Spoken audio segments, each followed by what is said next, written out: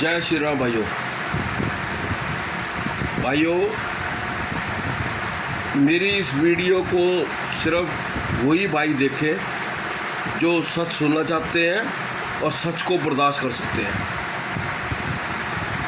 भाइयों, आजकल आप सोशल मीडिया पर देख रहे होंगे कि द कश्मीर फिल्म को लेकर बहुत हिंदू भाई जोश में है, उनमें बहुत उत्सुकता है, होनी भी चाहिए। मगर मेरा सारे भाइयों से एक निवेदन है, भाइयों, जब कश्मीर के अंदर कश्मीरी हिंदुओं के साथ प्रताड़ना हो रही थी, उस समय भारत सरकार में कौन पार्टी राज कर रही थी भाइयों? उस समय भारत सरकार में राज कर रही थी वीपी सिंह की सरकार। और उसको सपोर्ट कौन कर रहा था? भारतीय जनता पार्टी, जो हिंदुओं की ठेकेदार बनती है। और जम्मू कश्मीर में किसकी सरकार थी? फारूक अब्दुल्ला की सरकार। और उसको सपोर्ट कौन कर रहा था? कांग्रेस पार्टी। किसने आवाज़ उठाई भाइयों? किसने मदद करी हिंदू भाइयों कश्मीरियों की? किसी ने भी नहीं। आप इतना पीछे क्यों जाते हो और क्यों इतना गुस्से में आ रहे हो? मेरा निवेदन है आपसे कुछ चंद महीने पहले वेस्ट बंगाल के अंदर हिंदुओं के साथ क्या नहीं हुआ? हिंदुओं की माँ बेटियों के साथ में क्या गलत नहीं हुआ?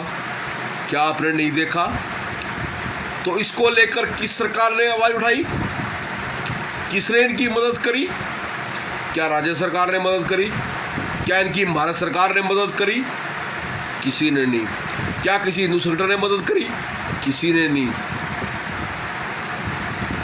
भाइयों, ये फिल्म नहीं है, ये आपका आने वाला भविष्य है। और विशेषकर मेरा कहना उन हिंदू भाइयों से है जो आज सोशल मीडिया पर बैठकर राजनीतिक पार्टियों के तलवे चाटते हैं, उनके गीत गाते हैं।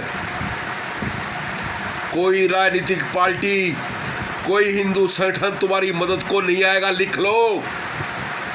आज देश में 200 से ज़्यादा मिनी पाकिस्तान बन चुके हैं। पीएफआई पर आज तक बैन नहीं हुआ है। जनसंख्या पे आज तक कानून नहीं बना है।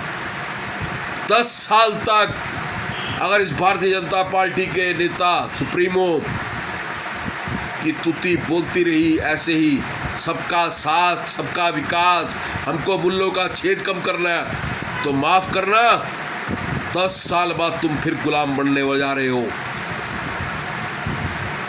सच बोलता हूँ, कड़वा बोलता हूँ।